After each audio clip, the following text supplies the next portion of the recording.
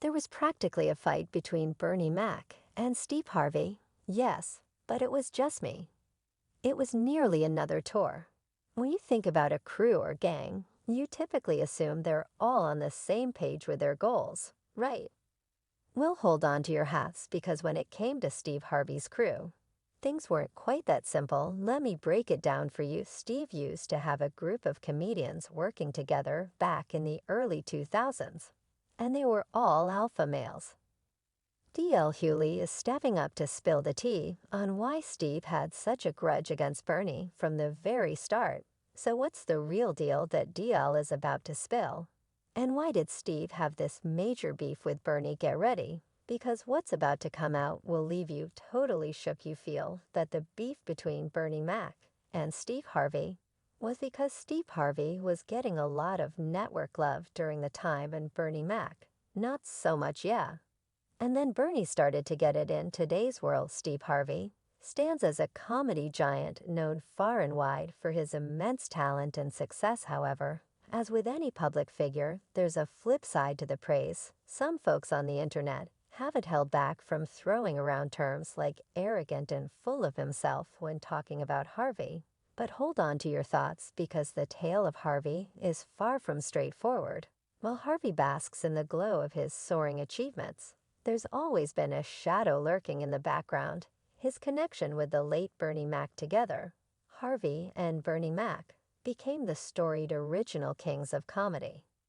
The quartet rocked the stage and saw their career soar even higher, but among the applause and laughter, a persistent rumor whispered about their relationship, suggesting there might not have been much camaraderie between Mac and Harvey. The rumors lost their grip for a while, but resurfaced with renewed vigor when Mac tragically passed away. The roots of discord were planted in a 2003 GQ interview with Bernie Mac, according to an episode of Talks with Ed Gordon that debuted on Black Entertainment Television. In that episode, Gordon sat down with Harvey to discuss the reported feud.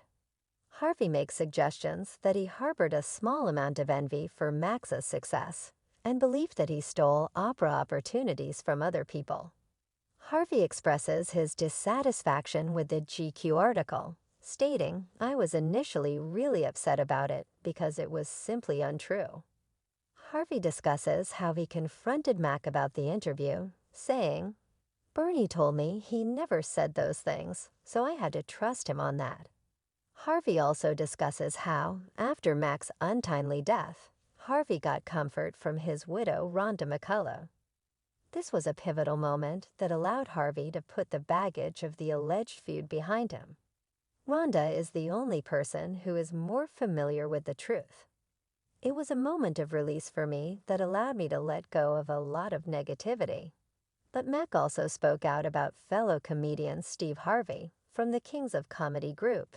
In the past, Mac, who starred in the Chris Rock movie Head of State, criticized Harvey for his behavior years ago. A representative allegedly connected to Harvey called director Steven Soderbergh's office and asked to reconsider casting Mac in a film. The caller claimed that Harvey was more popular than Mac. When Bernie learned about this occurrence, he wasn't shocked because he thought Harvey frequently made things about himself. During their comedy event, the Kings of Comedy, Harvey introduced his friend Cedric the Entertainer, and Bernie accused Harvey of doing so in an effort to draw attention to himself. Harvey was disturbed by Bernie's remarks in a radio appearance, even though Bernie wasn't bothered by the incident and couldn't be easily upset. In response to Bernie's comment about it always being about Harvey, Harvey said he didn't need to step on anyone to succeed and wasn't interested in being a movie star. He also mentioned that he never auditioned for movies and was offered roles directly. Harvey also explained that the entertainment industry is ego-driven and focused on individuals.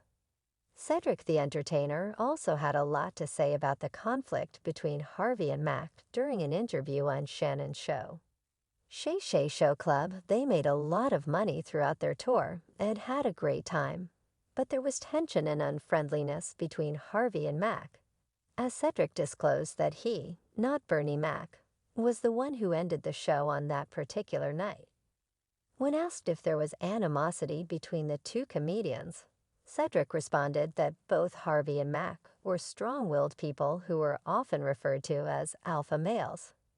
They had different viewpoints, but eventually managed to work things out. There have been rumors about what actually precipitated the fight between Steve Harvey and Bernie Mac, but no one really knows for sure unless they were there. According to Cedric, it seems that their egos may have led to a sense of competition between the two. Cedric, a castmate on Harvey's program, The Steve Harvey Show, also shared his insights on whether the feud was the reason the group didn't reunite for another tour. I think, of course, that was definitely a part of it. But I also think it had a lot to do with the promoter because he started to let his ego get in the way. The guy who brought us all together started to think it was all about him. So that became an issue, too. There were a lot of factors like that. Yeah. I mean, they were the kind of guys that they both alpha males, like they both, they just saw it different, I'm saying. But at the end of the day, they was able to get through it. Also, just 3 years back, Hughley had a chat about their troubles in the video on Vlad TV. And guess what? Damon Williams, who warmed up the stage for these guys, shared his own take in an interview with Comedy Hype. Now let's dive into what Hughley had to say. He walked down memory lane to a time when he was discussing with his fellow comedians the idea of bringing back the famous Kings of Com tour. And you won't believe where this conversation took place: a golf course. Imagine the excitement in the air as they talked about putting the tour together. Everyone was pumped up and ready to go. But here comes the twist. The excitement subsided the following day, and their plans crumbled like a house of cards. I was disappointed, but I also understood that these kinds of things can happen. The memory that stuck with me was the time spent with Bernie, who felt like he didn't want to do it anymore because he was on his own journey, and Steve, who was in a similar situation. Hughley revealed that the problems between Harvey and Mac played a part in this collapse. He explained we were all together excited, and the next day it just didn't work out. There is a silver lining in the memories they made together in another part of the comedy, even though within reach one day unexpectedly slipped through their fingers. And then the next. But that's life. Sometimes things don't go as planned.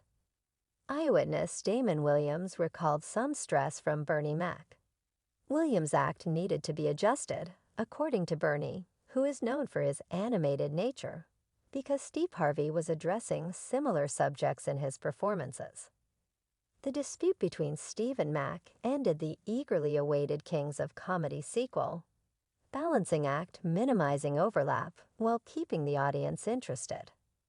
A lot of people thought Steve's behavior was questionable, and everyone agreed that Bernie was the better comedian. One fan even said, "In my opinion, Steve is not on the level Bernie was on, and is even dead." I think he was envious of Bernie because he was a comic genius and a natural. Another fan expressed a similar opinion, declaring Bernie Mac to be the best. What do you think about this? Do you think Bernie Mac was more skillful than Steve? Share your opinions in the comments section below while we wait for more information. Watch out for our forthcoming video where we reveal even more startling information.